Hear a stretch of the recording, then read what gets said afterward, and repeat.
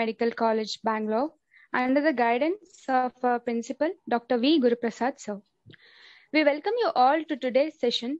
Before getting started, I'd like to express my heartfelt gratitude to all of you who have joined us today and made this very event meaningful and successful. I'd also like to inform you that a recorded version of this webinar will be available on our college website. And we would like to hear your doubts and queries during the question and answer session at the end. Today among us, we have Dr. Munawar Sheikh, one of the well-known homeopathic practitioners in the region, who is the speaker of the day, and the topic of the webinar will be Polycystic Ovaries, a Woman's Pandemic and Homeopathic Treatment, along with a brief note on Bach flower remedies. Here is a brief introduction about the speaker of the day. Dr. Munawar Sheikh has completed her BHMS degree in A.M. Sheikh Homeopathic Medical College of Belagavi, Karnataka. She is also a Bach flower therapist, completed from Bach Center of UK. She is a founder, managing director, and senior consulting homeopath at MS Homeopathic Medical Center since 1996 for a period of 24 plus years. She has been a National Secretary of the South IHMA for a period of 2 years and General Secretary of Karnataka State Chapter, President of Bangalore Chapter in Indian Homeopathic Medical Association. Ma'am has been felicitated by Dr. M. Venkatachalaya, former Chief Justice of India, at Breast Cancer Awareness Program conducted by Cancer Foundation, and she has also been felicitated as a speaker for understanding ADHD and its homeopathic management with counseling. She has published an article on polycystic ovaries in Ayush Directory dated 2012-2013. She has a vast amount of experience in specialties such as polycystic ovaries, infertility in both males and females, allergies, varicose veins, and gastritis. She believes that the role of homeopathic medicine in preventive healthcare and is providing preventive medicine for chikungunya, chickenpox, etc. She has furthered her interest in sports field too by treating sports injuries as well, like orthopedic problems, post-operative care, and ligament injuries, etc. That's quite an accomplishment, ma'am. Now we welcome Dr. Munawar Sheikh on the screen to present her topic of the webinar. Over to you, ma'am. Thank you. Thank you so much, Doctor, for the very heartfelt and warm introduction that you have given. And I welcome you all students. I believe most of them are the students out here on a Sunday, which is supposed to be a relaxing day for most of the people. You're still out attending here. So that's a really nice thing. And I welcome you all to this session of polycystic ovaries and its homeopathic management, as well as managing through Bach flower remedies as well. Now, so Dr. Bharat, shall we start the screen sharing? Yes, ma'am, we can start. So what is polycystic ovaries? Basically, these are the topics that we will be talking about: the definition, the stats and the criteria, and the etiology, the signs and symptoms, how to prescribe, and the lab diagnostics, PCO screening, prognosis, difference between PCOS and PCOD, homeopathic remedies, the diet and the exercises, which are very integral part today in treating any kind of problems. They have a couple of patient cases that I have just shared and the feedback links as well, along with few Bach flower remedies. Polycystic ovaries is a condition which is defined as a multisystemic disorder where there is appearance of small water-type cystic swelling, which is seen in the ovaries. Now, either it is affecting the central stroma of the ovary, and otherwise it is peripherally located. And this can affect anyone in the age group of like from 14 years onwards till about 40 years. Basically, what it does is it affects the maturation of the Graafian follicles, and it stops the release of the eggs and thereby interfering with the menstrual cycles. Now, what are the most common symptoms that you are aware of? Like acne, irregular menses, hirsutism, infertility, hair thinning. At times it's oligomenorrhea. In few cases it is polymenorrhea, and it can be either unilateral or it can be bilateral. It is one of the major reasons for infertility in women, especially affecting the the parameters. Like what do I tell you? Like it is affected by the change in the hormonal levels. For example, thyroid, the T3, T4, TSH levels, insulin levels, prolactin, LH, FSH, the AMH hormones as well. And of lately, we have seen that according to the latest research and survey, vitamin B12 and vitamin D deficiencies also are responsible partially or at times solely for the polycystic ovaries also to occur. Of course, there are other reasons which we'll come to later.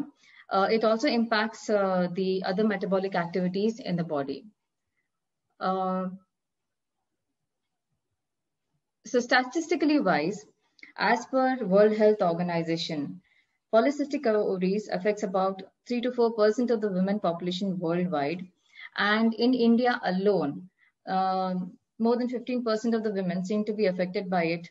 And globally, anywhere between 3.6% to 30%. But there is no absolute confirmation of these statistics that I'm telling you because these things keep varying. As per the National Institute of Health and as per the European Society for Human Reproduction and Embryology, and American Society for Reproductive Medicine, or the Rotterdam criteria, these statistics have been consistently increasing over a period of time. What now, if you all are not aware of what is the Rotterdam criteria, now this is a criteria where these symptoms like hyperandrogenism, ovulation dysfunction, oligomenorrhea are there. And in this, the cycles are mostly of 30 to 35 days or more normally. So if your ultrasound also, the sonography also is suggestive of polycystic ovaries or adrenal hyperplasia, if there are two criteria out of these three which are mentioned there are positive, then it fits into the diagnosis of Rotterdam criteria. And there is also the Society of Androgen Excess and PCO Society, which also does provide statistics. And these are important so that we understand how the PCOS is really getting, not just locally, but also globally spreading out and increasing day by day, and how we can help as homeopaths to overcome these problems for our patients and how we can help cure. Apart from that, so the etiology of polycystic ovaries. Now, there are a lot of etiological factors or causative factors. As far as we are concerned, it is causa morbi or causa occasionalis, or sometimes there's a situation in which the patient is. So the etiology of PCOS is like hereditary. It can be genetic, it can be maternal or paternal side, any of the people having it. The other is the hormonal imbalance, which we have just discussed about. In the T3, T4, and TSH level, the prolactin, the luteinizing hormone, follicle stimulating hormone, AMH hormones, SBHG, androgen, serum insulin, DHEA, and testosterone. Nutritional deficiencies like again vitamin D, vitamin B12. I mean, that's because of lack of exposure to the beneficial sun rays in the morning, and dietary imbalance. Now, the morning sun rays do enable us to, absorb, the vitamin D, which helps in the calcium metabolism and absorption better in the body so that the bones are stronger. And it also helps in other metabolic activities in the body. Imbalance in other parameters like cholesterol, digestive systems, hemogram, and the digestive enzymes, which you can, find out through the LFT parameters as well, is very essential. Presence of other existing conditions like diabetes, hypertension, are also, one of the causative factors where a person can get PCOS, and this can be hereditary as well. Lifestyle, as we all know, we are living in a modern world scenario where most of the people are hooked onto their laptops and having absolutely no physical activity as such, and sedentary lifestyle, no ADLs, that is activities for daily living. Lack of exercise, lack of walking regularly, pursuing or playing any kind of activity like a dance or aerobics, anything of that sort. So lack of all these also can lead to polycystic ovaries. Apart from that, diet, which is irregular, incorrect. Like you may be eating on time. Like, patients say, doctor, I'm eating on time, but I don't know why I have this problem. I'm not losing weight, or I'm not, like absorbing, I have this deficiency and there is so much of problem. So they may be eating on time, but they may not be eating the right kind of food. So eating the right kind of food at the right time and eating just as much as your body can handle. Do not eat for the taste. Eat for the, to keep the body healthy and fit and fab. So there are a lot of people who eat a lot of junk food, that they do a lot of binging. So weekend binging or cheat days they have. Nowadays they're following a lot of diets, and rich and sugary diet, Coke, all those kind of foods also are one of the reasons for polycystic ovaries. Habits, again, I'm coming to addictions of Coke, smoking, drinking, alcohol, weed, drugs, medications, which may have an impact on their overall metabolism, digital addiction, which most of the people are addicted to nowadays. Without the phone, the tabs, the laptops, they are, they cannot exist. So these kind of habits and addictions also lead to a lot of other problems, and where, they get hooked onto one thing and they're not able to do the other activities. Climate and temperature variations, they also play a very important role. Like if in case a person is very used to one particular temperature and they happen to, shift or relocate elsewhere, there could be a possibility of, the polycystic ovaries happening. And sometimes even the sudden change in the temperatures, like if there is no buffering for some people, even that can also cause a lot of problems. Apart from that, stress, mental and physical. So if somebody is like physically very drained out and having a lot of work and, is like doing continuous some kind of physical activity, working at home, working outside, and, so those also things can add up a little bit of stress and thereby cause PCOS. Mental stress, on the other hand, is something which is not visible to people. So even if you're talking to somebody, you wouldn't make out that they would be stressed, they would be all right. But for all, they would be having a lot of things going on in their mind, and they're so stressed that, it is reflecting on to, it is affecting their periods. They either have irregular, menses, or they gain weight, they start binging, and they have a lot of other health issues as well. Or they may get migraine or any psychosomatic disorder. Sleep disturbances is another thing. Like, for example, nowadays we see that there are a lot of people with a night shift job, and they have UK, US based jobs, and because of which they do not, sleep on time, and that affects their circadian rhythm. And indirectly, it affects their body metabolism, and polycystic ovaries can also happen because of that. What are the signs and symptoms that you normally see clinically too? So first and foremost is the most commonest ones rather are whatever is displayed here: the facial hair, thickening and increase on the upper lip of the hair, beard line on the chest, hirsutism basically. And then you have acne, which is cystic, painful. There are scars, there are pits, there are hidradenitis suppurativa, which is also visible, not just on the face, even in the axillary arm folds and in the skin folds rather. The skin also gets very darkened and pigmented. Then there is obesity, which is seen in 70% of the women, and the presence of love handles, especially around the tummy and the thigh area, the breast and the shoulder areas as well. So you see a lot of these ladies having, this heavy shoulders. When you see them, you actually feel like they have this apple type of body, or a male type of body, where the weight is more on the upper body than as compared to the lower body in a couple of cases. Insulin resistance, as we understand, serum insulin is a hormone, that transfers glucose from your bloodstream into your cells, where it can be used in the form of energy. Now, this PCOS condition affects the body secretion and the use of insulin. Thereby, the cells become very resistant to the insulin signals, and thus this prompts the pancreas to secrete insulin even more. And this unnecessary excess of insulin, ends up, promotes like fat storage, and that can get logged in there, and it is very difficult to lose weight. Hence, the necessity to manage the insulin. And you must be seeing a lot of allopathic doctors who prescribe Mepred or any kind of metformin-based tablets for polycystic patients.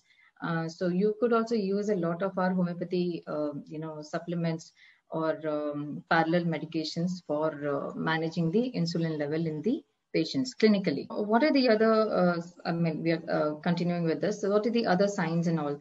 The other hormones which affect the appetite and satiety like GH-renin, cholecystokinin, leptin, because of which women tend to have cravings for special food items like sweets, junk food, binging, and there's a tendency to put on weight. Apple-shaped bodies, loss of femininity, like I already told you, face appearance, and they have a loss of curves, basically. And the quality of hair is also very coarser and more the male type of body features. Then there is deepening or hoarseness of the voice or brassiness of the voice, which is again a male type of quality in the voice that they get. The behavior is also very dominating, and they have a bit of aggression also, whether it can be subtle, it can be very refined, and the way they walk, the way they talk, it is basically like as if they are dominating the whole scene. Possibly because what happens is the women are donning many roles today, like at home and as well at office, and somehow the bossing, I would say, or what should I say, the domination becomes a part of their lives, and it just does not remain professionally. It also affects them personally too, and I think somewhere this dual responsibility also plays a very vital role in affecting their polycystic ovaries. Mental issues like pre-existing conditions or conditions which have been acquired because of certain situations like anxiety, depression, mood swings, behavioral disorders, OCDs, PMS. At times, very few cases might be hysterical, but not all of them. But most of them do have mood swings of varying degrees. It can be mild to moderate or severe. There is the symptoms mostly are like, they have irregular menses, too frequent or too far. Either it's once in 10 days or once in 2, 3, 6 months or even 12 months. We've had patients like they've hardly had their periods just about a week back and they would have got it back again. And I see a change in the clinical pattern where we see that these patients are not just having delayed menses, they are having frequent menses as well. And at times that particular period gets so prolonged that it is very exhausting for them, and it can also end up causing severe anemia, giddiness, tinnitus, and breathlessness, and a lot of fatigue. So PCOS is not just limited to oligomenorrhea. That is why I said it can also be polymenorrhea. Oligomenorrhea is canceled menses hardly for 1 to 3 days and hardly any flow. Pain in the abdomen, especially during periods or ovulation, and at times sufficient enough to disable the person and their routine. I mean, it is so bad and they suffer from so much of cramps that they wouldn't be able to get up from the bed at all. And at times, there is a bit of white discharge also associated at times post the cramps and all, which is another clinical thing you can make out that medicines are really working. I'll come to that later. Heaviness of the chest, soreness of the breast, pain and heaviness of the thighs and of the back. Symptoms, like I already told you, the ones that these are not visible, these are only sensed and felt. So the mental and the psychosomatic, depression, anxiety, chronic fatigue syndrome, prolonged fatigue, which the person has been pushing. Like, okay, maybe not today, I will rest tomorrow and tomorrow and tomorrow. And I don't know when that tomorrow will come. So there are people who put off their sleep, for a very, very long time, and they just sleep in bits and pieces here and there. And eventually, this particular prolonged fatigue, leads to a lot of problems and irritable moods. And this can also be one of the reasons for fibromyalgia, which is also mentioned there. Irritable bowel syndrome and migraine, both are psychosomatic disorders. Again, they can be, either they can coexist with polycystic ovaries, or they can, how do I tell you? These things also can intensify a little bit more and cause further more issues and deterioration in their overall health also and their well-being. So not just the PCOS affecting them, these two also can affect their quality of life. In fact, the entire list of depression, anxiety, and the other things mentioned there, because it is not visible, can also, people do not understand or empathize with it, and it can also affect their quality of life. Now, how to prescribe? Like, the case history, basically, we all know, we all have been taught the art of case taking and all. So before we start off, I would really like to request you all to see that clinically, whenever you start your practice, it is very important for you to see that you are taking the case thoroughly. All the details like the name, age, sex, whatever has been taught to you, in your college days and all, stick to it and do it thoroughly. Do it with full sincerity and honesty. Along with that, work out on all the cases that are there, repertorize it properly, and please read Kent. There are a lot of other books also to be read along with Kent. Boric also is there, but Kent is by far and large, it's one of my favorite books. And if you read the remedies from Kent, and of course, there are many other authors and all you can read. Herring is also there. But if you go through Kent, I mean, it is sufficient enough to give you a gist of the entire remedy. So I think a detailed case history taking, trying to understand what is the cause and what is the reason for which the patient has come to you and they are affected by that particular problem. What are the physicals? What is your observation physically? When they sit down and talk to you, what are the things that you notice in them? Any unique feature like a PQRS or whatever, and then finally coming to the totality of symptoms. But don't get lost in this whole process, because sometimes you may just find that unique thing in them and then you would just prescribe and it would really work. But it's not like that with all the cases. So please be sure that you take a detailed case history, all the signs and symptoms, all the physicals and mentals, the PQRS, if you happen to find anything, go to the totality of symptoms, and then based on whatever you repertorize thoroughly and whatever the remedy comes, I mean, you prescribe based on that. Once you reach a level where okay, fine, this patient who has come in, okay, this patient needs this, to arrive to that level will take a long time. But till then, for the first 5 years, say, or 10 years, say, you will really have to work hard and you have to repertorize each and every case. Now, like our founder, Dr. Christian Frederick Samuel Hahnemann put forth in aphorism 1, a physician's highest mission, okay, is to restore the sick to health, to cure, as it is termed. Very true to this. This is what we need to do. And be, according to aphorism 6, what he has mentioned, be an unprejudiced observer. Don't be biased. Don't be biased. Okay. Just because you know about some particular disease and you expect something to happen, don't be biased, please. Please be unprejudiced, unbiased, to get a proper portrait of the patient, subjective symptoms, objective symptoms, and the diagnostics or whatever the reports that they get you along of the disease. In fact, if you follow all the aphorisms properly and read carefully, you'll be able to understand all the health conditions existing there. What is the problem? What is the causa morbi, causa occasionalis, and apply it in modern terms and restore the patient to complete health. You can read a lot of more aphorisms. I have left the reference there, okay, for you all. There is a link there provided. Now, there are things which you should know in clinical practice. Right from the time the patient calls for an appointment or an inquiry, okay, maybe not to book a consultation, but at least for an inquiry.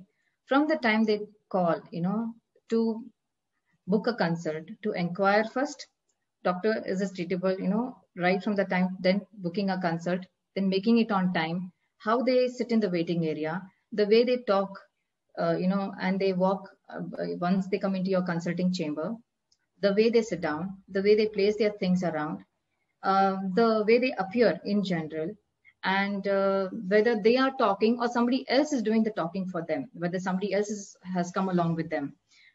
So all this, apart from their necessity to be reassured, not once, but twice, thrice, $1 million question, doctor, will this be cured? And what is the duration? In how much time will this be cured? And once if it is treated, will it come back again?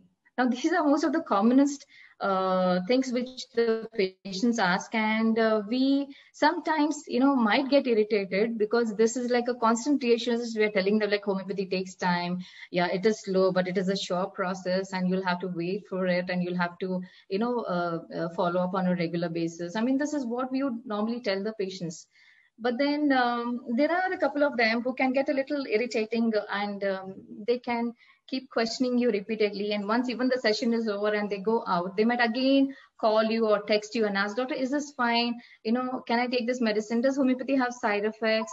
I mean, they're not bothered about what they have been eating outside, what they have been doing outside, or they eat so many other things that can cause them so many side effects, but they will worry about homeopathy medications. Do they have any side effects? Or is it like if I take homeopathy, will I be able to take any other medication? Or will I get so used to homeopathy that allopathy medications will not work on me anymore? So today people are all Google doctors, and they come with so much of preconceived notions about homeopathy, about the medications, about doctors also. They do a lot of research and they come to you. And so the list of the questions is endless. So it's very challenging for doctors today, especially homeopaths, to practice and to beat the rest of your medical colleagues from other systems in managing these kind of difficult cases and how you go about it. Sometimes while when you're doing all this, your observation and all that, you may get one fine PQRS symptom which could be very unusual and something where you would say, like, okay, this remedy fits the bill, this is what I need to give, and that's about it. But to arrive at that, of course, it will take a lot of years, and if you're smart enough, you can really work hard and get to there, that particular state. So please, while prescribing, keep in mind, it's not just the causative factor or causative factors. It could also be the maintaining factors and factors which are coming only when there is a situation. So there are also backflow remedies which can be prescribed based only on the mentals of the patients. Now, in the absence of any physical, like if the patient has not got her scan reports or her blood reports, or say she has not been able to give you any other history, or she's not been to any other doctor, but her periods are irregular and she doesn't understand what to do and how to go about it. So at that point of time, if she has no access to the diagnostics, based on the mentals also you can prescribe, and based on the constitution too. So backflow remedies also can be prescribed. Coming to the lab investigations. Now, we as homeopaths, I don't know, people have this notion that, oh, doctor, do you prescribe tests also? Because homeopaths are only thought about as like, okay, they give only those puris and they give only the pills and all. It's not like that.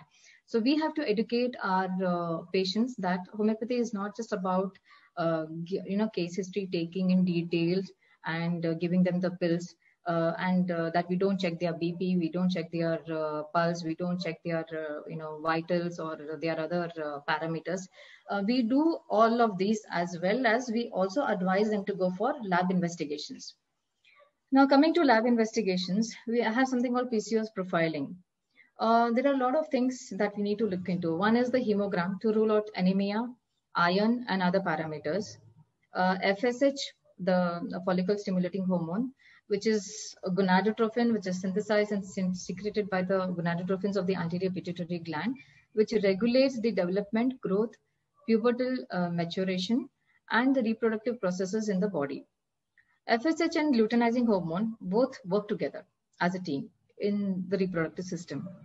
The LH, on the other hand, luteinizing hormone, is a gonadotrophin which is secreted by the pituitary gland again, and it triggers ovulation and also is helps in the reproductive cycles in women. So FSH and LH work together as a team, like I told you. Prolactin, on the other hand, is a lactotropic hormone responsible for lactation and sexual drive, which peaks up during the reproductive phase. So if somebody is lacking in these, which means there is prolactin definitely at fault. And also prolactin can be also seen in irregular periods also. So it's not just the reproductive phase for lactation and sexual drive, it's also for irregular menses.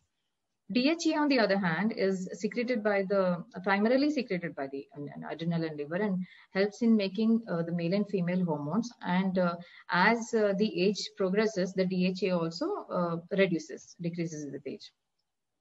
The thyroid profile, that is the T3, T4, are endocrine hormones which are secreted by the thyroid, and the TSH by the pituitary gland. And they all together control a lot of activities in the body, a lot of metabolic activities in the body. That's why the impact of thyroid disorder is so much that it can be almost felt on each and every system of the body. Be it hair, be it periods, be it weight, be it the general stamina, be it the skin dryness, or anything for that matter. Thyroid impacts a lot of other systems in a lot more manner, and that is why it's felt so much. Here it also affects the period. PCOS profiling continuing. Cortisol is another hormone. This is a stress hormone. So whenever you find, if there's nothing else and all the reports are fine, nothing is visible, maybe just do a cortisol level and just check. Maybe this could show up and as an increase, and you can very well understand, and then possibly do a bit of counseling to the patient and see if that can help reduce the cortisol, or give homeopathy remedies to help reduce the cortisol level. So cortisol is a steroid hormone which is secreted by the adrenal and controlled by the hypothalamus and pituitary as well. It's called the HPA axis. It increases in stress, and it helps in controlling the blood sugar levels, and it regulates all the other activities, reduces inflammation, maintains the water-salt balance, the blood pressure, and it also supports the fetus during pregnancy. So very important. So if you know somebody who is having or prone to stressful situations and has had a miscarriage or an abortion, or is in a habit of habitual abortion, you could think of remedies like Chlorphylum and other ones, or also try to reduce the stress by giving other medications. Coffee is also one of the stress busters you can give. Total testosterone secreted in small amounts by ovaries reduces with age as early as 30 to 35 onwards. It is responsible for the libido in both men and women. Estradiol, E2 of the estrogen steroid hormone, which is secreted by the ovaries primarily, is responsible for the secondary sexual female characteristics in all aspects, and it helps in preventing early degeneration of the, what do I call it? How do I talk about it? Like, basically it helps in the secondary sexual female characteristics, and also it reduces with age. So if estradiol is not up to the mark, it means the fertility is kind of come down. And in few women, or rather most of the women, it is given as a replacement, as an HRT replacement in menopause. The anti-mullerian, on the other hand, is responsible for fertility in women, and it affects the quantity of and the quality of eggs actually. And it is very helpful in understanding the what do I call, whether the woman would be able to conceive or not, especially in infertility cases. And it can help you with giving you a real-time maturation process of the eggs which are available for ovulation. Vitamin deficiency we've already spoken about, and vitamin B12 also we've spoken about. Now these are easily available in a regular diet, be it the vegetables, the cereals, the legumes, and non-veg for that matter. Of course, natural sunlight for vitamin D, and vitamin B12. If you have a good gut, your vitamin B12 will also be good. So will the vitamin D. But most of the times the vitamin B12 is seen in people who are vegetarians, who do not eat sufficient non-veg. But I don't think so that is true, because I feel if you can supplement it with some other form, I'll be coming to the diet part later, you can manage yourself very well. Or on the other hand, the supplements are always there. You could do that. The other PCO screening tests are ultrasound of the abdominopelvic to rule out any other pathologies, to see whether there is unilateral or bilateral polycystic ovaries, whether there is an endometriotic cyst, or there is a chocolate cyst, or there is endometriosis or tubal blockage, or fibroids, or any fatty liver, or even gallbladder stones for that matter. Internal scans are also done, but they are not advisable for any unmarried girls. GTT or HbA1c are also advised to get you idea about the patient's sugar levels, so that you can help them, give a proper diet for low sugar or a food with low glycemic index. Complete body analysis to understand the BMI, body weight, subcutaneous fat, visceral fat, bone weight, the water content in the body, the skeletal muscle mass, and other parameters too. If we can do their complete body analysis along with whatever, and a repeat of the scan maybe a couple of months down the line, we will be able to maintain a particular pattern of providing the right kind of diet and lifestyle measures to them, advice to them, and we can also reduce the dependency on the medications. And once the PCOS is cured, they can maintain those changes that they have inculcated, in their lifestyle and in their diet for a lifelong. It will help them. Apart from that, the prognosis is normally good if detected early and treated in a holistic manner rather than treating them like in an allopathic fashion, like just treating them for the symptoms and just leaving it off there, because it's going to bound to come back again and again. So the results are almost 100%. I'm sure most of the doctors who practice and who give treatment for polycystic ovaries, they do have wonderful results. Now, sometimes patients do ask, what is the difference between the PCOS patient and PCOD? Now, if you understand, by far and large, PCOS is a more serious condition than PCOD. In PCOS, that is polycystic ovarian syndrome, you have early signs in the girls from menarche,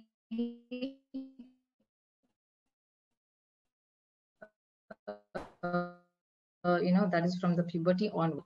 Difficulty in ovulating in regular cycles, and in future there'll be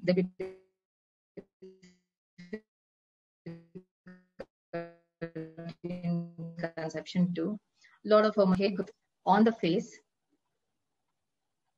Sorry, can we go back to the previous slide, doctor?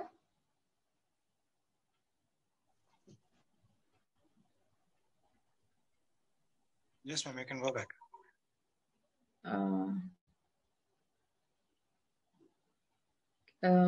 Once again.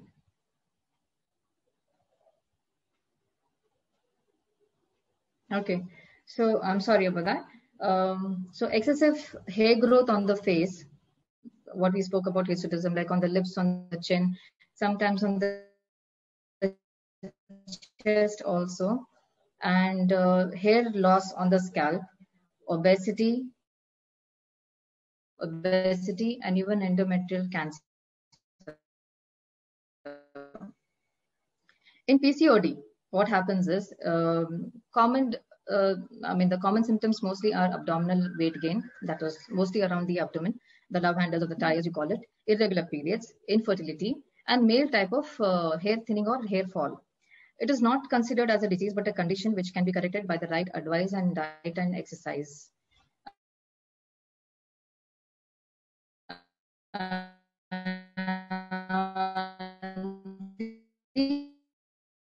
These patients can conceive easily and have the far better and easier than PCOS.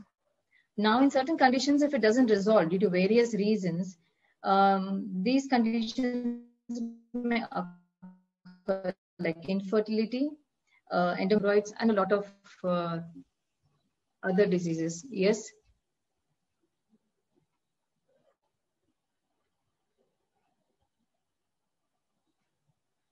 Am I clear? Somebody raise hand.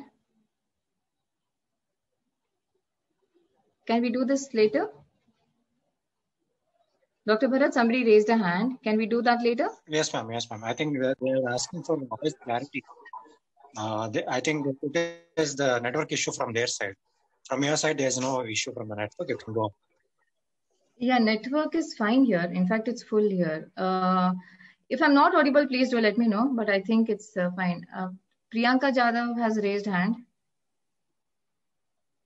Yes, if anything is there, you can just put it on the chat box, please. Okay. You can go ahead, ma'am. It is fine. Okay, fine. Okay. So continuing with the homeopathic remedies, Pulsatilla. See, I'm going to be very brief about these remedies because I'm sure you all would have attended a lot of sessions and Can I go slow? Is that okay for you? Yes, ma'am. Yes. Okay. Pulsatilla nigricans, the wind flower. Patient will say that her menses has never been regular since her menarche. Wavering, swaying, shifting disposition, weeping easily at the drop of a hat, cannot bear any kind of contradiction, very indecisive, craves for fatty, farinaceous food items, better in open air, craves for sweets as well, and this remedy behaves just like the doctrine of signature, like how the flower is, on the mountain, like it's got a single stalk, and it just keeps wavering.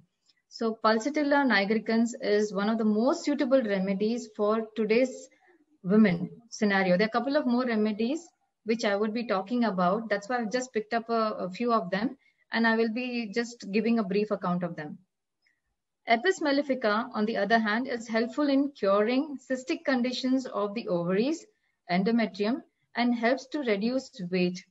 It also helps to reduce the water retention in the body, and then you tend to end up having weight loss either in inches or in kgs. Natramur, on the other hand, is a very deep acting remedy.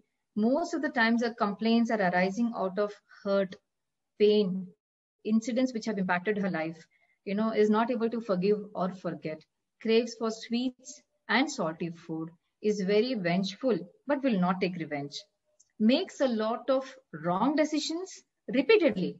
That's the worst thing about Natramur. They do this decision, they take these decisions which repeatedly are wrong and not good for them, but they keep repeating it, every now and then. It's a typical Indian woman with a lot of suppressions as well, and a lot of sweating all over the body, especially the palms and the feet. Calcarea fos, on the other hand, is suitable for fair, fatty, flabby women with excessive sweating on the head, neck, and they have a tendency to put on weight easily. They also have a tendency to catch cold easily, and they are prone to fatty liver, high cholesterol, gallbladder issues, irregular periods, infertility. This remedy is also very helpful in osteoarthritic conditions as well as fractures and spondylitis. Sapia, on the other hand, is a male type of female remedy. Most of the time suited to patients who look like males, and they are like males trapped in a female body. It is like that. They are masculine in nature, in appearance, in walking, in talking, in their tone. They have a sense of indifference. They tend to get detached in situations where they feel lost, or they feel it's pretty challenging, and they would just want to retract or just keep them away or detach themselves away from that particular situation, or rather just become indifferent being there. Platina, on the other hand, is a person with a lot of superiority complex, loads of attitude, ego, suitable to the corporate type of woman who looks down upon others like, okay, they are not my type, they are not my class, and who is like subtly or openly very aggressive, cannot bear any kind of contradiction, is very manipulative, very vengeful. But just because of the grace or of what do I say, because of the dignity or the position that they have, they tend not to exhibit it. They may do it in a very subtle manner, and that can really be very nasty. So just like true to its name, platina, it's a very high kind of very expensive metal, and but at the same time, yeah, they can actually carry a lot of their ego and attitude, and that actually is dooming them or causing a lot of problems for them. Coming to Argentum nitricum, now this is an excellent remedy, especially for those who have anxiety, apprehension, fear of everything from the beginning, from childhood, be it stage fear, exam fear, be it any kind of meeting, one-to-one interaction with anyone for that matter, or be it meeting a lot of people to exam, funk. So a lot of fears and insecurities and apprehensions associated with Argentum nitricum, and a lot of restlessness too. of the mind and the body both. And they usually have this thing that they want to finish everything fast and, in a perfect way in a short span of time. Sometimes that itself can psych them, and that itself can give them a lot of anxiety and apprehension. Coming to Ignatia Amara, I think we all know very well that one of the best remedies for any kind of tragedies or incidents that have had a very deep impact, or loss of loved ones, or loss of a very important relationship, broken love affairs, one of the close remedies that come to it is Natromur. Ignatia Amara, there are cases where suppose there has been a broken love affair and all, it's really impacted a person, and there is no other reason but just irregular periods, probably you can give these kind of remedies. Nux vomica, it's a wonderful remedy for all those workaholics, modern day corporate culture people again, where the diseases are arising more out of their ambitiousness. They want to do well, personally and professionally, and take it to a very high level. So in the pursuit of the excellence also, at times they tend, to suffer, inside, and they're not able to take care of themselves and not able to give sufficient rest. So not eat on time, sleep on time. So again, this is one of the remedies for the present day maladies of the Silicon Valley, as I call it. So modern day usage of electronics, their sitting posture, their sleeping postures, their usage of electronic devices like earphones, mobiles, laptops, computers, irregular eating habits and sleeping habits, sedentary lifestyle, stress. They are always worried. They are always in a hurry to, excel in their professionalism, not understanding that their personal health is also at stake. Very suitable for narcissistic or sadistic kind of individuals. Staphylococcus aureus, on the other hand, is totally contrast, I would say. It is like a saga of suppressions with a lot of insults, humiliation, indignation, be it at home, be it outside, unable to voice her feelings, choked up, a lot of migraines, and other psychosomatic disorders like irritable bowel syndrome. Staphylococcus aureus is, one of the, I think, top 5 remedies that come also for polycystic ovaries.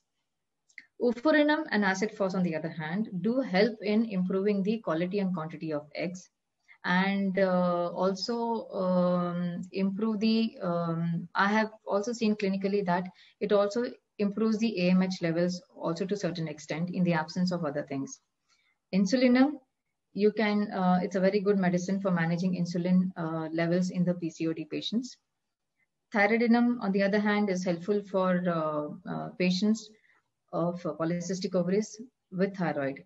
Even without polycystic ovaries, thyroidinum can be given 3x, 6x, whatever potency you want to, you can give of your choice, and you see what the case demands and give accordingly. Apart from that, there are these diets which you can follow. So there are 3 types of diets which are picked up here: the DASH diet, the Mediterranean diet, and the vegetarian diet.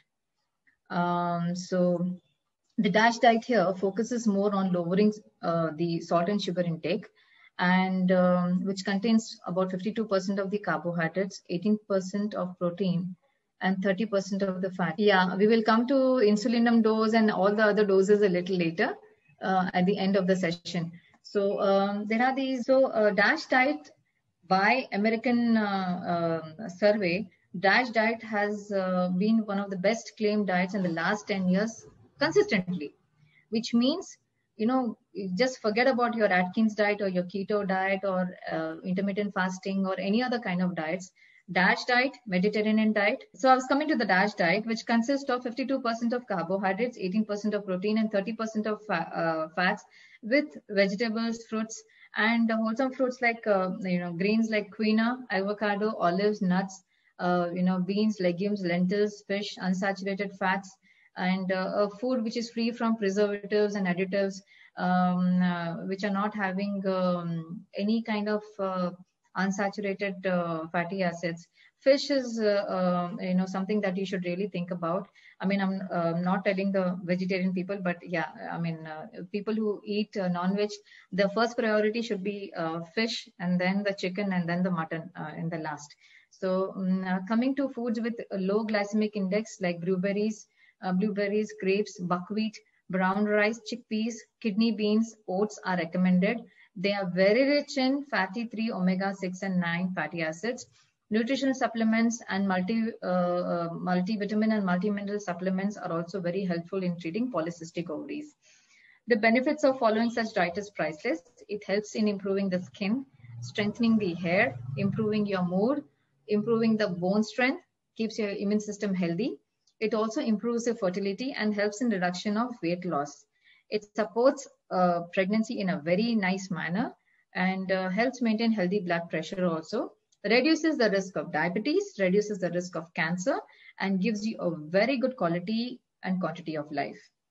Like I told you, it is one of the best best diet surveyed as per the American survey for the last 10 years consistently. So you definitely have to, think about this. And most of the patients I prescribe them a very good diet, and I go more for diet and exercise and lifestyle changes and, counseling them, rather give that than give them medications. Medications is the last thing that any physician should do. If they really want to treat them in a holistic manner. Otherwise, today everybody can prescribe, remedies and all, but you need to first see, what can be corrected, what is wrong right now with them. And then after that, you can see if it's still not working, then start prescribing them medications. It's not like just because I'm a doctor, I'm supposed to prescribe the medications. Otherwise, that anybody else can do. But being a doctor, you will be able to understand this diet and exercise importance in a much more better manner. So I think that is very important. So you should be prescribing a very good diet and exercise and lifestyle changes to them as well, apart from the medication. So this is the DASH diet, a picture for you all. If you all can see, there are all kinds of things, vegetarian also and non-vegetarian also. So the vegetarians need not bother that there is nothing in the NASH diet for them. Coming to the Mediterranean one, this Mediterranean diet includes plenty of fruits, vegetables, wholesome grains also, potatoes, nuts and seeds, olive oil, not to forget, because it's very common in the Mediterranean area and in the European area. Dairy products, eggs, fish, and poultry in low to moderate amounts. The vegetarian diet, on the other hand, comprises of all plant-based and wholesome grains, nuts, dairy products, minus the eggs. So cheese, butter, ghee, this all can be added up. And plant-based, of course, all the green leafy vegetables, all the legumes and the lentils, all those can be also used. And they are really very beneficial. So if you can prescribe this to your patient, they'll be very happy that you're not giving them too much of medicine, but you're prescribing them a good diet. So I always believe that what you eat is what you reflect. Your face, your body reflects what you eat. And it is a reflection of your healthy self. So please ensure that prescribe low glycemic food to your patients with polycystic ovaries and fitness. If it's not necessary that every day they have to do it, they can be doing it like at least 5 times a week, or at least every alternate day for a stipulated 30 minutes to about say 1 hour. That should be good to go. And again, I come back to the same thing. The wholesome grains, buttermilk, yogurt in your regular meals is something that we can regularly take. Reduce the carbs and the rice, and reduce the salt and sweet in fat intake, oil intake as much as possible. This is what the advice should be by y'all to your patient. On the lifestyle and the other things and some poses, there are a couple of poses which I put here with the muscle there so that you understand which particular muscles get stretched while doing this yogasanas or exercises. Walking for 2 to 3 kilometers, moderate to brisk. This is my prescription for most of the patients. Jogging for about 15 minutes if it is possible. Now, either of that, either they walk for about 2-3 kilometers or they jog for 15 minutes and walk for about say another 15 to 20 minutes. Stretches, pilates, planks, lunges, abdominal crunches, yogasanas like Ardha Uttasana, Utkat Konasana, Bhujangasana, Halasana, Dhanurasana. This is butterfly pose also, which helps for the pelvic girdle and the pelvic floor. Ustrasana, Malasana, Salabhasana, Ukatasana, and if possible, aerobics or dance or workouts maybe once or twice a week if you want to suggest them. There are a lot of online stuff available today, so you can definitely ask them to go for it. And personally, I do not encourage any gym because I think just a walk in the park along with some exercises done at home should be good to go. Coming to the bachelor remedies, now I wanted to give you an insight into the bachelor remedies. Agrimony, the jovial, cheerful, humorous people who love peace and are distressed by argument or quarrel, just to avoid getting into an argument, they will avoid. So if at all, what do you say, they are not happy with something, they might just, show that they are okay with it, but yet inside they will be not happy with it. So these are the people who often take alcohol or drugs in excess to hide their pain. These are the people who like to show that they are fine. I'm fine outside, but inside they would not be fine. The agrimony is indicated for those kind of subjects or those kind of people. Aspen, on the other hand, has got vague for unknown fears, for which there can be no explanation. Now, vague unknown fears itself is self-explanatory. Yet the patient may be terrified of something, something terrible is going to happen, but they don't know what it is. So for such people who are haunted by those unknown vague thoughts and not sure what is bothering them, Aspen can be one of the good remedies that can be given to them to settle them down. Beech, these all remedies are Bafla remedies. Beech, on the other hand, is for those who feel the need to see more good and beauty in all that surrounds them. Now, for some people, beech, patient as such, they would be complaining, no, this is not fine, no, that is not good. How can that be good for somebody? Why it's not good for me? And they would not be able to understand somebody's happiness or somebody's joyful moments or success. They would not like to see that. So for such people, individuals who are not able to see good and beauty in other people, beech is a remedy. Yeah, coming to Century. Century patient is a kind, quiet, gentle people who are over anxious to serve others. They overtax their strength in their endeavors. Their wish so grows onto them that they become more servants than willing helpers. Like they go beyond their limits. Basically, in one line, they go beyond their limits to do things for others at the cost of their own health. These are Century people. And for them, their mission is only to help others. So tomorrow you ask a person, a Century patient, like a person like, I need this to be done. And they will do whatever it takes to complete that task, no matter if their own home task is not done. They don't mind, but they will ensure that whatever you have asked for, they will do it.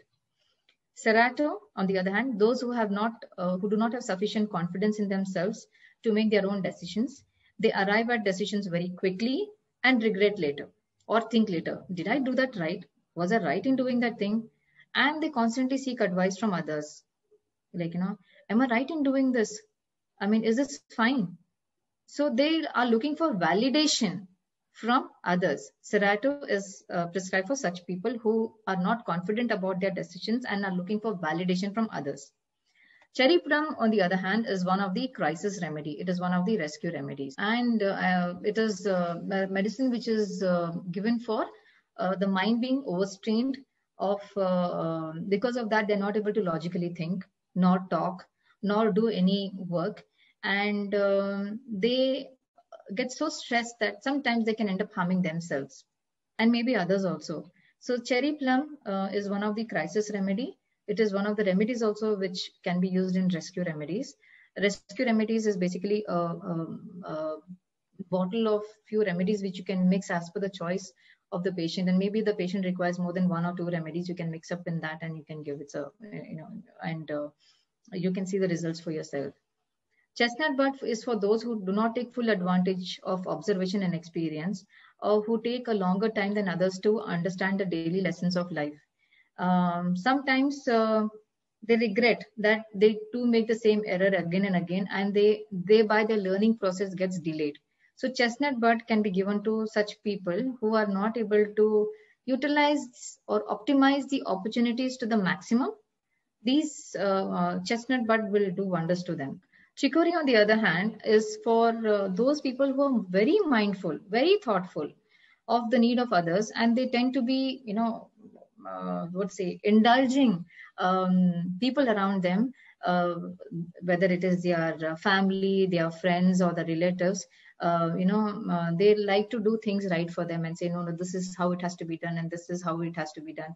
Okay, let us do like this. So they're constantly advising them, and in that process, sometimes chicory can get a little overbearing, And children definitely will not like it. And, it always happens that some people, even your colleagues, may not like, So suppose somebody has a chicory person around, they may not like their interference into telling them, okay, you do this in that way or this way. So chicory is will rectify that problem. Clematis is also one of the crisis remedy. Those who are very dreamy, drowsy, not fully awake, and not interested in life, so you can call them a little depressed. Quiet people who are not really happy in their present circumstances, who are living more in the future than in the present, living in hopes of happier times, whenever their dreams or their ideals or their goals come true. In illness, some make little or no effort to get well, and in certain cases may even look forward to death. So this is like a person who's very, very depressed, like maybe from mild to moderate to severe, and with no will to live. And maybe they are not happy with whatever is happening around them, and hence they are not interested in the present life, nor the future life as well. And clematis can help, rectify that. It is also one of the crisis remedy or one of the rescue remedy. Crabapple is also a remedy for cleansing. For those who feel as if they had something which is not clean about themselves, something they have wronged, some kind of an inferiority complex, and often it is something which is apparently of little importance. In others, there may be a more serious disease which is most disregarded, compared to which they need to focus upon. Anyways, these people get very depressed if the treatment fails. And for them, they feel like, okay, now nothing is going to work for me. And, I need some kind of a purification. I need some kind of a cleansing. So for such people, when they come and they talk to you, there are people who say, I need a detox, doctor. I think I need a detox. So, sometimes when they feel that, they also might be actually revealing a lot about themselves. It may not just be the, it's not about physical cleanliness. It could also be the spiritual or the mental cleanliness that they require. So crabapple is one of the remedies that can help them and make them feel good about themselves. Like I told you, it is also for inferiority complex. So people who have low confidence, you can give them crabapple as well to help them improve their confidence in regard to their look, appearance, and the feeling.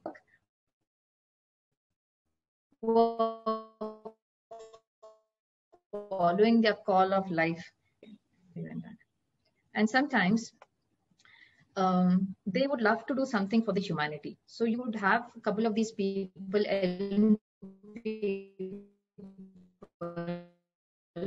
who would be wanting to do a lot for the maybe periods of depression when they feel that the task is difficult and not within the power of a human being. They will at least try and make do. On the other hand, is for those who are easily discouraged. They may be progressing well in illness or in the affairs of their daily life, but any small delay or hindrance again to progress causes doubt and soon disheartens them. So again, this is for people with low confidence and who can easily be discouraged. So if you want to give somebody, to improve their resistance towards discouragement, gentian is one of the remedies. Gorse, on the other hand, is having a lot of hopelessness. They have, they are also the people who give up a lot, and they have to be persuaded again to try various treatments for their problems, and they have to be constantly reassured. So when some patients come and ask you, doctor, is this treatable? And, when they ask you constantly whether, although they are doing well, although the periods are regular, at times, gorse is one of the remedies that you can prescribe because of the constant reassurance that they need. Heather, on the other hand, as Dr. Bach called them, as buttonholers, because they latch on to people all the time, talking at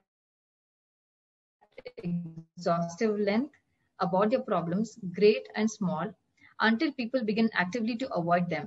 So you must be having some of the people who come and brag about themselves, like I did this, I did that, or I was, and maybe not intentionally but unintentionally, when they talk about it, basically they fear loneliness. So they like to latch on to people, or they like to have company of people around them, and they are very unhappy if they have to be alone for a long time. So what happens is they end up becoming talkative people. I mean, people who are talking all the time, and we end up becoming good listeners at the end of the day. But when you give heather to such people, they end up becoming good listeners as well. Holly, on the other hand, is for those people who are attacked by thoughts like jealousy, envy, revenge, suspicion, and for different kinds of vexation. So they may suffer within themselves, like, how come this person is doing so much? And, they are progressing so much. And, oh, she's bought something nice, or he's bought a car, or, they bought a house or something. So the different kinds of jealousy, envy feeling, revenge is also there. Suspicion is also there. Within themselves, they may suffer much. And the basic problem is there is an absence of love in Holi. It's always about, what do you call it? They are not happy with themselves, not happy for the success of others. So this is again like that other remedy that we just spoke about. So Holi also can be given, but here there is revenge also. And once you give Holi to such people, they become very open. They become open to the success of others, and they also become generous. Honeysuckle, on the other hand, is for those people who live in the past, something like what Aurum has. Perhaps a time of great happiness, or memories of a lost friend, or ambitions which have not come true. Oh, I wish I was that. I wish I was this. So, and they do not expect further happiness to happen because they are dwelling in the past. When you give them that remedy, they tend to live in the present. Hornbeam, on the other hand, is for those who feel they do not have sufficient strength, mentally or physically, to carry the burden of life placed upon them, and the affairs of every day seem to be too much for them to accomplish. Although they try to fulfill their task, but it is too much for them. So the tiredness is here. It's all in the mind. They feel like, oh my God, I've got so much to do. Oh my God, I've got so much to finish. So for such people who actually don't have so much of work, but they feel that they are tired mentally, it's all in the mind, Hornbeam can help them. Even patients who are students and all, who are like studying a lot and all, okay, I've got so much to complete, although they would have finished their revisions and 1, 2 and 3, but still they would feel like, no, I have to finish this, I have to do it again and again. Hornbeam really helps them and calm them down. During exam time, you can actually think about this remedy and a couple of other remedies for the students. Impatience, on the other hand, is for those who are quick in action and who wish to do all things without delay. Like, it has to be done immediately. The name itself, impatience, speaks a lot. That they find that if you're going slow, if you're going in a methodical manner, or you would want to give it time and give it finesse, they would not want that. They would want to finish everything in a very fast manner, because they would think that it would be a waste of time otherwise. So for such people who are impatient, impatience is a remedy, and because of which they end up doing work alone and get tired also a lot. Larch is for those who do not consider themselves as good as capable to those around them. So this is another inferiority complex person who expects failure, who feel that they will never be a success, and therefore they do not go to venture or do anything strong enough to succeed. So they are happy with whatever they are in their comfort zone. They would not like to move beyond their comfort zone, because they are not happy with, they're not sure that they are as good and as capable as the others. Larch is a very good remedy for them. Numulus is for those who have a fear of worldly things, illness, pains, accidents, poverty of dark, of being alone, of misfortune, and the fears of everyday life. So these are known fears of everyday life, okay, as compared to Aspen. These people quietly and secretly bear their dread. They do not speak freely about their fears or insecurities or apprehensions to others. Mimulus is a very timid and a shy person, and too much to themselves. And they might blush, stammer, and usually avoid situations and places where they would be in the limelight otherwise.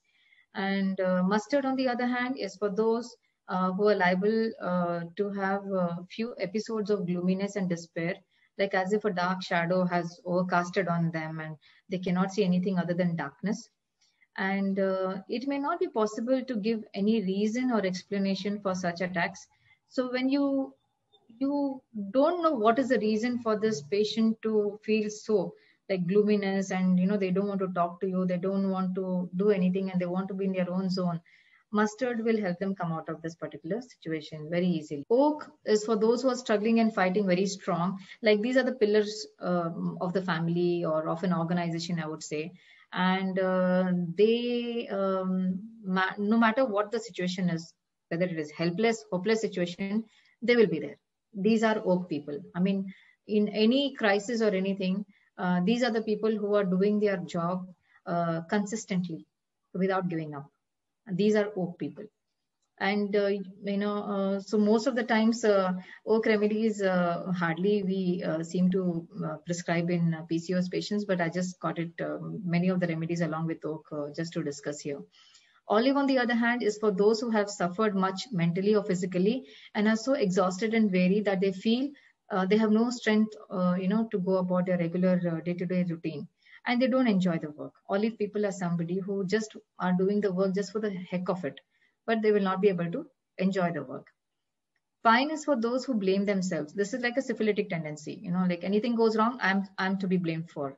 So even when successful, they think that they could have done better and not satisfied also, and are never content with their efforts or results. They are hardworking and suffer much from the faults they attach to themselves.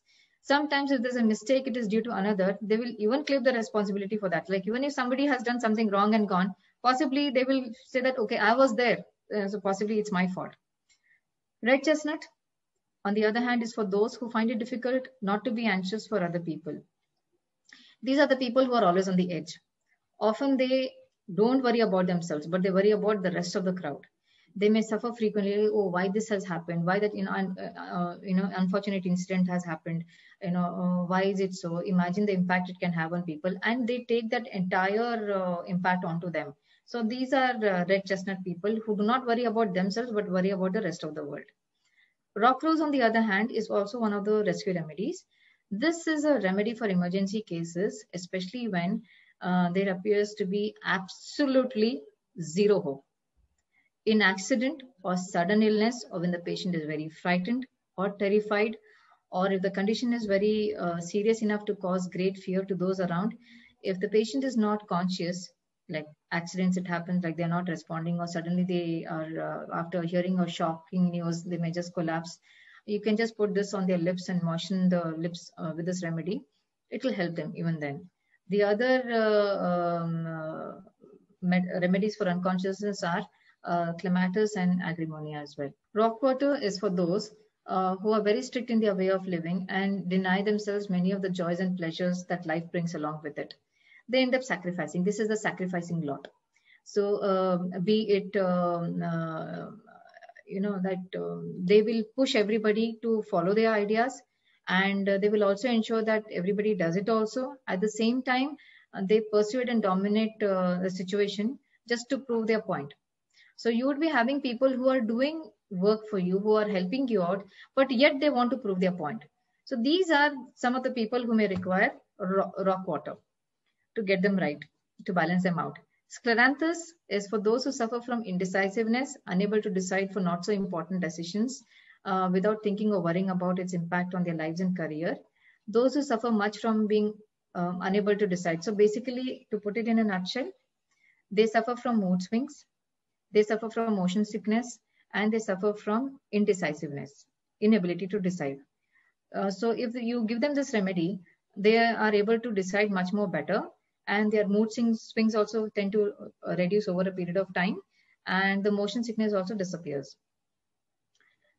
Star of Bethlehem, one of the crisis remedy again for those in great distress conditions, and when somebody who loves you moves away, like for example, suppose it's a mother and her child has gone, flown out of the home, I would say, to pursue higher studies, or, somebody from your family has gone out for some work. So that feeling that comes, emptiness syndrome, Star of Bethlehem can work very well and fit in the bill there. Sweet chestnut is for those moments which happen to some people when anguish is so great, it seems to be very unbearable.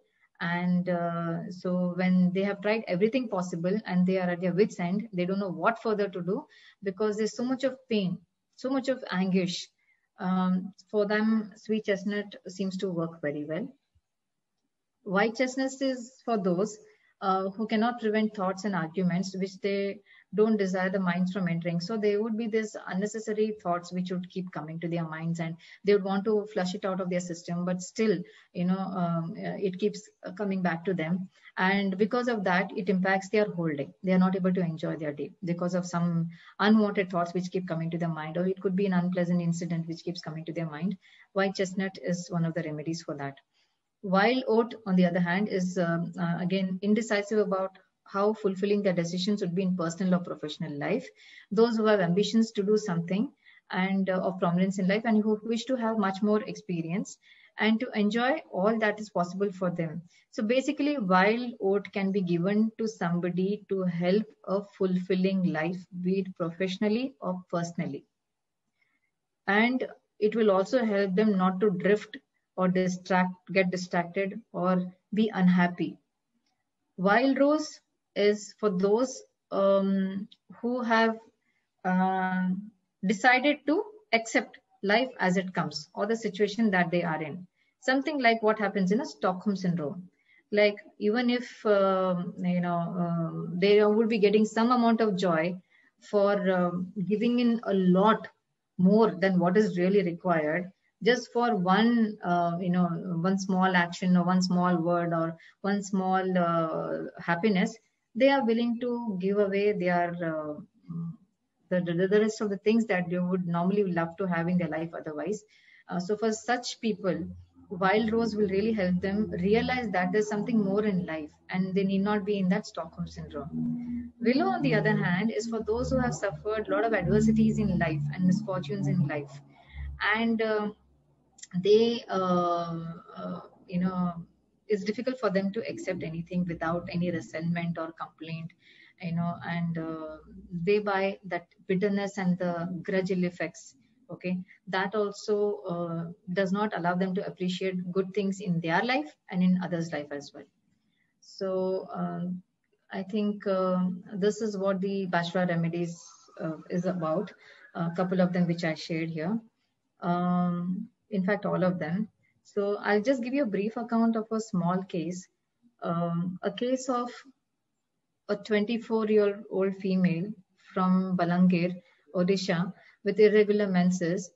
She was referred to me by another case, a PCOS case, which is cleared. Now, since menarche, this girl has never had her periods regular. And she has had a pattern since 2019 that, sometimes it comes once in 2 months or 3 months or even 4 months, with scanty bleeding and with acne issues. And she's not able to lose weight easily also. She developed thyroid about 2018. Her TCH was about 9 then at that point of time. Today, just I interacted with her, it's about 5.9. She also has put on weight because of, she had put on weight because of the allopathic hormonal tablets that she was taking. And we had a video call, and she was crying while narrating her symptoms. And basically, she was not happy because she's being compared to her cousins, to her siblings, who are doing much better than her, who are intellectually much better than her, who are, much more accomplished than her. And she also was talking about her drowsiness and mood swings and feeling low, unsure of what to do. And she's not intellectually, a very smart girl. But I think she cares a lot for her family, and they have a lot of expectations from her. And right now, her confidence, when I spoke to her at that point of time, was at a very low ebb. She appeared to be a very plump, fair girl, and who loves rich food. She does come from a very high-profile family, and she loves outdoors. Her emotional quotient and social quotient are pretty good. Her IQ is not that great though, and no other past family or medical history. And when she spoke about her letharginess, what happens is most of the times, I just wanted to bring to your knowledge that people take it as, okay, we can prescribe this remedy, her letharginess, her drowsiness, or her laziness. we can give her these remedies, and okay, she's plump, so we can give her some other group of remedies. It's not like that. Basically, all these weight gain that has happened with her, or in some case, most of the cases, the weight gain that happens is because of the past history of any kind of hormonal medications which the patient would have taken. Apart from that, they also would have had this thyroid issues, because of which the symptoms would be more prominent. So she was, now this is her, okay. So this is the paper that she has shared, her dates of her periods and all.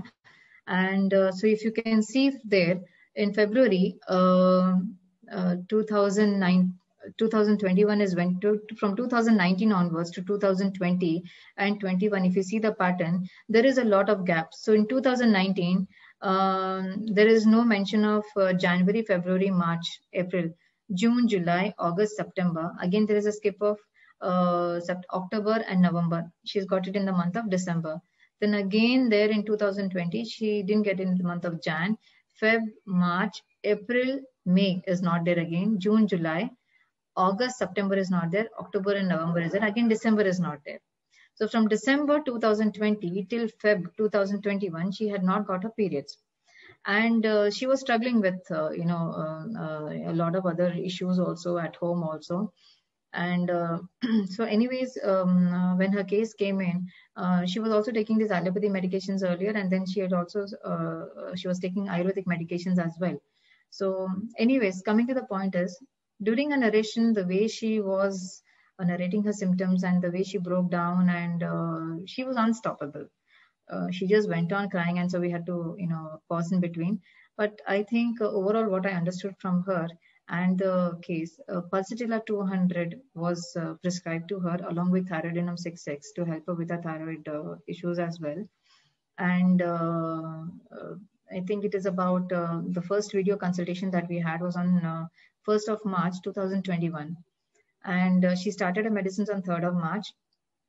She got her next period on 8th of April, and again now on 9th of May. So which means now the process of regularity has started, and she was really feeling very happy and good about it and very confident too. Along with this, I had also advised her a couple of diet and lifestyle changes and exercises, and counseled her as well, and also prescribed her rescue remedy to be taken as an SOS, 1 dose as a PRN whenever she felt a little low or she felt challenged. Dr. Bharat, am I audible still? Yes, ma'am. I don't hear anything. Okay. So now this is another very old case which I'm talking about. Mrs. Vinuta, who was about 38 years now. Today, I think she's about 42. With a 17-year-old son, she had undergone a cesarean, one son, and she came with complaints of irregular menses, since few years on 15th of Jan 2015, post removal of copper T. So till then she was fine. Till then her periods were all okay.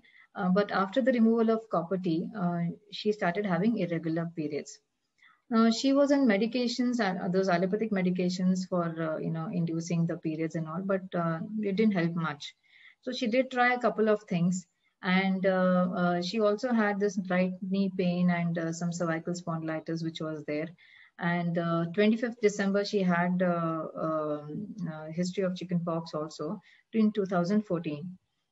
So when she came, when I saw her, she looked like a fat, flabby, fair person, very homely, very sensitive, very emotional, with a lot of sweating. When she came in, she sat also like literally she was like dripping with sweat on the face and the neck. And she was saying, I cannot tolerate the heat, and asked me to put the fan on the speed. So, looking at all these things and her history and her constitution, the way she appeared, I just gave her Calcarea Phos 200 and Rustox 200 were prescribed.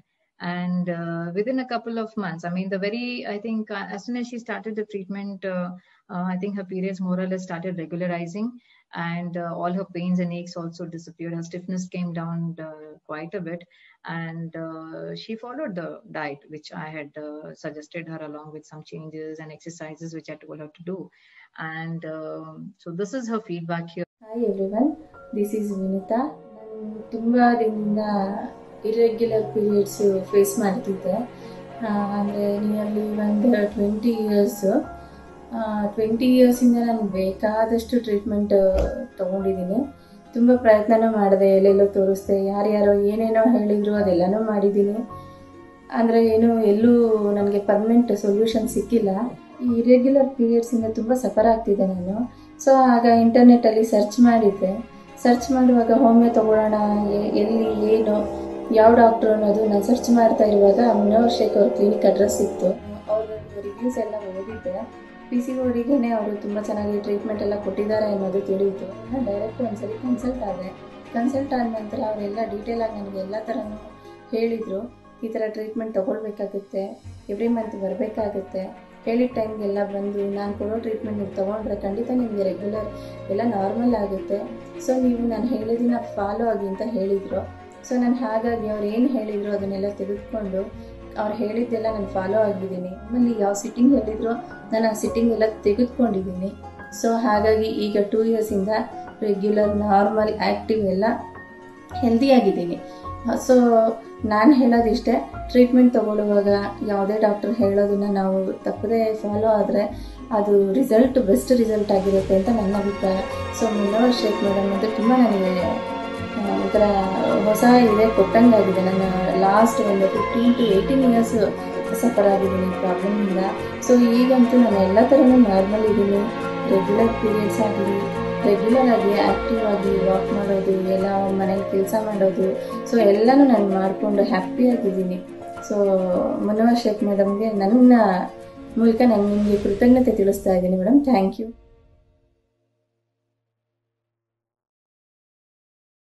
She was suffering from PCOD for the last 18-20 years, and she has taken a lot of treatments, all kinds of treatments, allopathy, I think Ayurvedic and a lot of other treatments, but nothing helped her. And then finally she got to know about me. She came down, she started with the medications, and after taking her case taking, we gave her the medications, and Calcarea First just suited her like nothing. We were also surprised that, the results were like so fantastic and so fast. And within about a month or two, she followed up regularly too. The results were good. And it's been years now. I think this video is very old, but the treatment is old, but she gave us a video about a couple of years back, and we are very happy for that. There are a couple of more videos which I would like to share with you all, and so that you all can understand that it is not difficult to treat polycystic ovaries. Please trust me on this. And as new freshers, when you come out to practice homeopathy, it is not a big deal, provided you know your job well, you've done your basics, foundation are strong, your Metra Medica is strong, your repertorization is strong. You can cure any kind of disease, and you can definitely help your patients, and your practice also will improve quite a bit. So don't get bogged down by people who say that, no, only if you do this, only then it is going to happen. No, but a sound, thorough knowledge of the remedies is very, very essential in understanding what the patient is and what kind of patient you have in front of you and what to prescribe. There's these two cases were very simple for your understanding. I picked up these two simple ones. There are a couple of ones which are complicated too, but they eventually will have, and that will be a very long session. So to cut it short, I will be sharing one more video with you with regard to the other details. Can I do that, doctor? Yes, ma'am. Yes. Where is this sharing of the screen?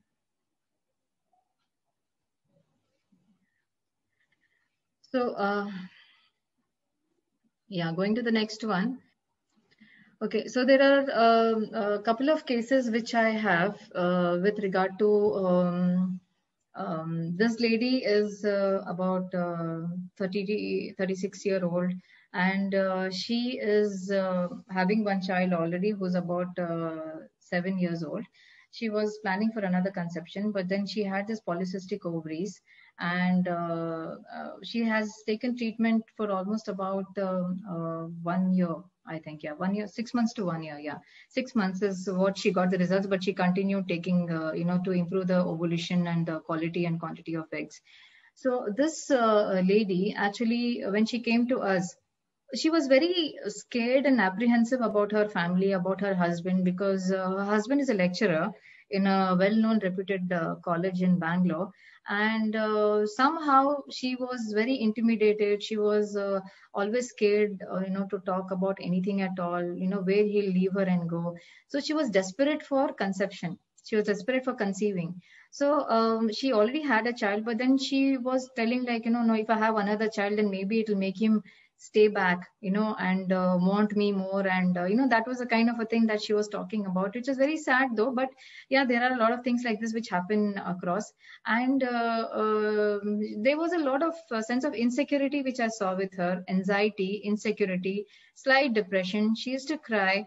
But at the same time, she was a typical, PCOD patient with this heaviness, like I told, on the weight on the shoulder and the upper body than on the lower body. And there was a lot of, binging and all that, and craving that she had for sweets. So it was very difficult for me, and with a lot of ghee and paratha and all. She's a North Indian. So to get her off, that was very difficult. But yeah, coming to the medicine prescribing part of it, her periods were very irregular, like once in 2 months, once in 3 months. And at times it would be like, I think there would hardly be any spotting in between. And then again, it would go on. So this process was going on with her for quite some time. When she came to us, the first time itself, we gave her Pulsatilla. Okay, and we gave her Apis mellifica also. Apis mellifica and Pulsatilla go very well as polycystic ovarian medications. And these are one of the most commonest prescriptions which can be used by young practitioners like y'all as well. And I think her periods more or less started regularizing, but not like on the same date.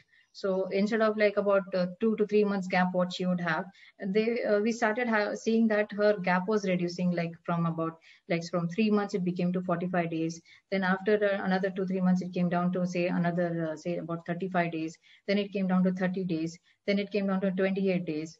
And that's when then we started tapering the dosage, and we gradually, left it there.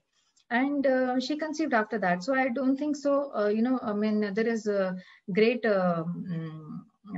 science behind it or whatever of prescribing. It's just that you need to work with the right remedies, and sometimes it's required. She was very scared and very insecure. She was also used to cry, but then that's what most of the ladies, while narrating, they do. But there was a sense of insecurity also. So in between, we have given her Argentum nitricum.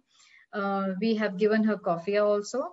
As and when required, we dealt with a couple of these remedies here and there, but eventually she is able to handle her situations in her life much more better now. And she today, when she comes and talks to me, or when she calls me, she's a much more stabler person. She's a much more it feels like she's accomplished quite a lot, and she's more stronger now. And I think somewhere these homeopathy remedies also beautifully have helped her improve her personality and improve her confidence level also. Plus, having a second child has added her married life, more meaning to her married life. That's what she says. And her husband is also a little bit more, caring and loving with her. So I think this is one of the, case. There are a lot of other them which I have put in the links. Please have a look at that. And if required, we'll go at length and detail sometime later. But yeah, to cut it short, there are a couple of things which are there also on my website, infertility cases, and there are also other cases also which are there. You can have a look at it if you feel like. I think apart from this, there is nothing. I conclude the session with a particular quote here by Dr. Edward Bach, that the cause for all our troubles is self and separateness, and this vanishes as soon as love and the great knowledge of unity become a part of our nature.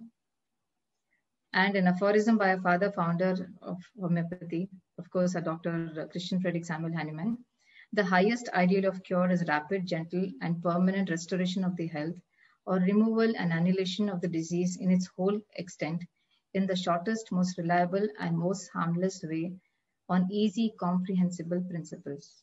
So your principles need not be rigid, but it should be flexible, because at the end of the day, what matters is cure the patient. So happy healing to you guys. And thanks for being receptive and for your patient listening on a Sunday afternoon. I appreciate that. And thanks to the Government Homeopathic Medical College and the staff and my dear friend, Dr. Rajeshwari and Dr. Bharat for coordinating, and everybody and the principal, Dr. Guruprasad, and everybody there and your team, sir, for organizing such a good series of webinar that you have. And I've also attended a lot of them, and I truly appreciate this. Please keep the good work going on, and thank you so much. Thank you. Ma'am, can we just go in for a question answer quickly? Do we have time? Yes. Yes, ma'am, we do have time. There are questions coming up in the chat box. Can you just see that, or you want us to read? You can take up questions. Okay, pulsatilla nepis dosage and repetition. Yes, Dr. Sri Harsha. Pulsatilla normally I prescribe in 200 potency, and Apis mellifica also in 200 potency. The dosage can be about 4 to 5 pills thrice a day for about a week or 2 weeks, depends upon the duration and when the patient gets back to you. Ideally speaking, Dr. Sri Harsha, I would advise you to tell them, just give a medicine for about a week and then ask them to come back and then see the results, what you get, whether there is any change happening or not. And in case you need any further guidance or anything, you can definitely call on to me, and I will be more than happy to help you. But 200 is the potency, and the dosage is thrice a day normally. Then there is another the insulinum dosage. Insulinum, yeah, see, you can give it to tackle the insulin resistance or the serum insulin increase in the blood parameters of these patients. So you can give it in the 200 potency, or you can give it in 12x. That should be helpful in the tablet form. 200 is in the pill form or in the dilution form, and 12x is in the tablet form. Thank you, Jayanti. Good session. And is there anything else, doctor? Please suggest a good book to study Bach flower remedies. There are a lot of books available. I think I'll share it with Dr. Bharat. There are a lot of remedies that are there in Bach flower. Volumes are also there. I think I will share the details with Dr. Bharat, and he will share it with you all. Ma'am, there's a few more questions coming up. Okay. One question is, like, you're using 2 remedies. How are you using at a time 2 remedies, or what is the gap between the remedies? Okay. See, 2 remedies you can use, like you can keep a gap of about 5 minutes between both of them, and you can prescribe them together at one time, like 3 times a day. Both the remedies can be given with a 5-minute break in between. Okay. Yeah. So Uferinum mother tincture can be given along with other indicated remedy? See, unless and until the case is, not requiring uferinum, stay away from it. Instead of giving this mother tincture, uferinum, acid phos 200 can be given. Uferinum also try to give in the potency form rather than the tincture form. Okay. So, because see, most of the times tinctures do sometimes cause a bit of discomfort and nausea or increase the BMR. That is something that you need to look at the patient, and you can prescribe. But otherwise, tincture is not the practice that I have. It's mostly the dilutions and the at the most tablets. Tincture is the last resort. Okay, ma'am. One more question is pulse and Apis together or one after the other? You can give, see, if you strongly feel. Yes, Dr. Munawar, who is this? Aniket? Yes, Dr. Aniket. Dr. Aniket, yes, I do at times use 2 remedies at a time, okay? And sometimes it so happens that the patient is really in a very stressful phase and they want to really, get their periods immediately. Trust me, what is more important to you as a doctor or a practitioner would be to, reduce their anxiety and their stress by making their periods happen. Okay, although it is a homeopathy way of inducing it, I'm sorry.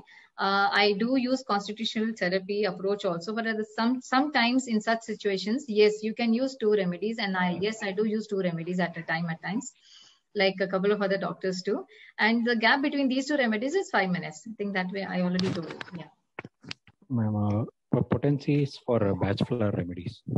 Potency use. Batch flower remedies, see, there are no potencies as such, to be really honest. You have to order the originals which come from UK in the bottles, and you need to, there is no potency as such for batch flower remedies there.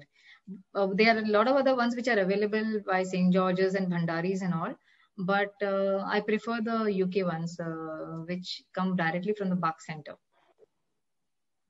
There is no potency in that. There are only drops and the dosages, like 4 drops every, 4 hourly or 6 hourly. That is what people use, or that is what is prescribed. Sometimes they're also used as applicators. They are also used to inhale, so that is how batch flower remedies are consumed. Yeah. So multiple fibroids in a hypothyroid patient cause stress, can pituitary in 1 ml. Yes, it can help. Yes, it can help. But provided you do not give 1 m potency daily, you can give it maybe once in a month or so, and follow up with the patient in between. Do not give 1 m potencies frequently. Yes. When to repeat the remedy once the patient gets her menses? Should we repeat it or not? During the periods, actually, once the patient gets a period, you're not supposed to give the pulsatilla or any remedy for that matter, unless and until it is anything other than pulsatilla. Because pulsatilla, if you give her, she's going to bleed more, and that is not advisable. Unless and until the bleeding is very scanty, you can continue giving her pulsatilla for about maybe 1st or 2nd day, but it is not advisable otherwise. And you can give Epis otherwise if you are prescribed. If there is calcarea phos, you can give, but keep in mind again, phosphorus can cause bleeding. The phosphorus part of calcarea can cause bleeding issues. So that way you have to be a little, apply your mind there and see what you want to prescribe and how you want to go about it. Insulinum 6x, how long, ma'am? Yeah, as long as the patient's serum insulin doesn't come under control or the periods do not regularize, then you can do a tapering dosage and then gradually get the patient off it as well. And you can ask them to have foods like, honestly to tell you, I think I missed about that part. Methi, that is the fenugreek, then the bitter gourd, the snake gourd. You can ask the patient to take these on a regular basis, like every alternate day, these things can be repeated to help them maintain that insulin level also naturally. So you need not give them medications. You can give them their diet therapy actually.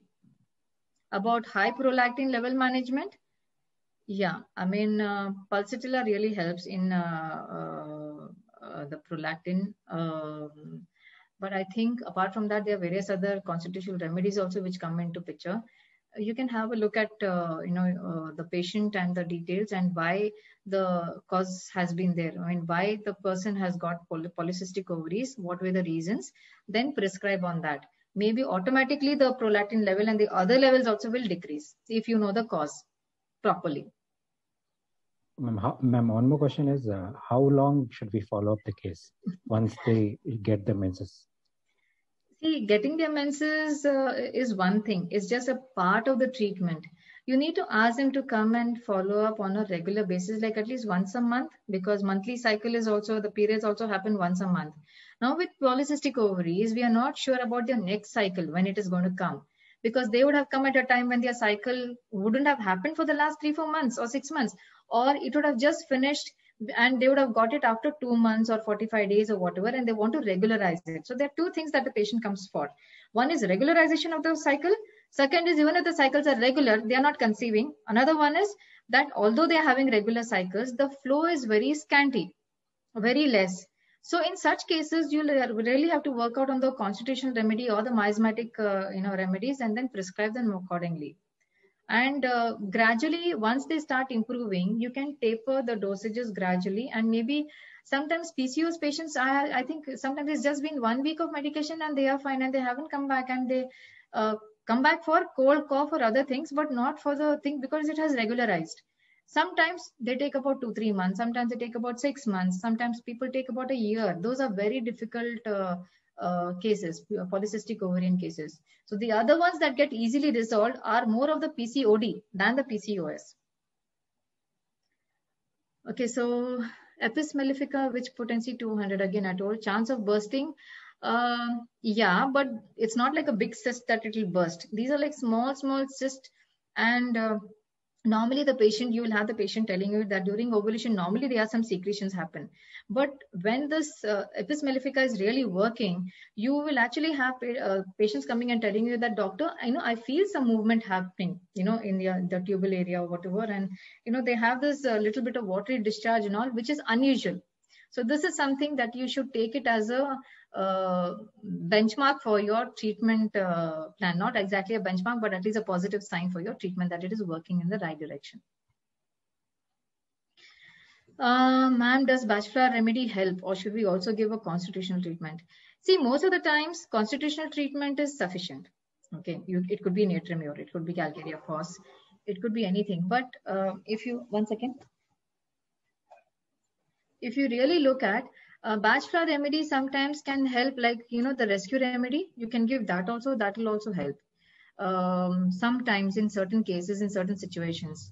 And yes, leukorrhea with PCOS. Leukorrhea, now you need to find out. Leukorrhea is whether it is infective or it is just physiological. Now, leukorrhea, if it is infective, your treatment plan will be different. If it is because of with PCOS, when you get leukorrhea, it could be related to your hormonal imbalances that are happening. And also sometimes, you get it during ovulation also. So you need to understand where exactly and what the problem is, and how you can, advise accordingly. So that is something that you should look at. If the patient has PCOD and her office timing is at night, what suggestion should be given to such patients? Ask the PCOD patient to take a certificate from her doctor to say that it is impacting her cycles, her health, and if they can change it to the day. If not, then she has to ensure that she gets a good amount of sleep in the morning or daytime whenever she wants to sleep.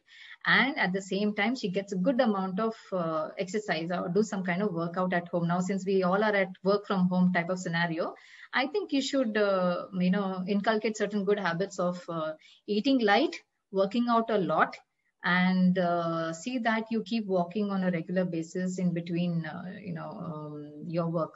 That is very important. Ma'am, there's one repeated question coming up. I don't know, a student or a practitioner. They're asking for postponement or preponement medicines in homeopathy. Is it there or not, your view? Yeah, this is again, I wouldn't say $1 million question, but most of the common questions that people ask. See, for preponement, when people, there are a lot of people who come and they believe that homeopathy works, So Pulsatilla is one of the beautiful remedies. Again, I will tell you, I don't know, somehow, this remedy seems to be the mother of, one of the best woman remedies, I would say. In homeopathy, and Pulsatilla can be given, but potency varies 30, 200, 1M. 1M I would not suggest, but maybe 30 to 200 is something that you can look forward to while prescribing. And the dosage frequency also, it depends upon how you want to give. Suppose you want to postpone, I've heard, I haven't done that personally, and some people come even for abortion, and I don't do that as well. So like there are remedies for, aborting the thing. I said, no, we don't do that, and we do not encourage. That is against ethics. So there are a lot of remedies as such. Few people say Natrimure is good for postponement of periods, but I do not practice that. I'm so sorry, whoever the doctor is or whoever it is. Yeah, so this is it. Fine, ma'am. I think we can conclude here. Yeah. Yes, Michael, just 1 second, ma'am. Just. Thank you, ma'am, for sharing a great amount of knowledge and experiences regarding the topic. I'm pretty sure, like me, each and everyone who have attended the session found it very informative and very well explained. I'd like to thank the technical team and student committee for their timely support, and without whom the smooth functioning of the webinar wouldn't be possible. Before concluding the session, I'd like to inform that tomorrow, that is on the 17th of May, we'll be having our 13th session with the topic Radiological Diagnosis and Homeopathy by Dr. Arul Banan. We wish to see your presence for the further sessions too. Thank you. Stay safe and have a great day. Thank you so much. Thank you so much. Okay, for the invitation and all. And thank you so much for being a part of this. Thank you. Thank you, ma'am. Thank you very much. Thank you so much.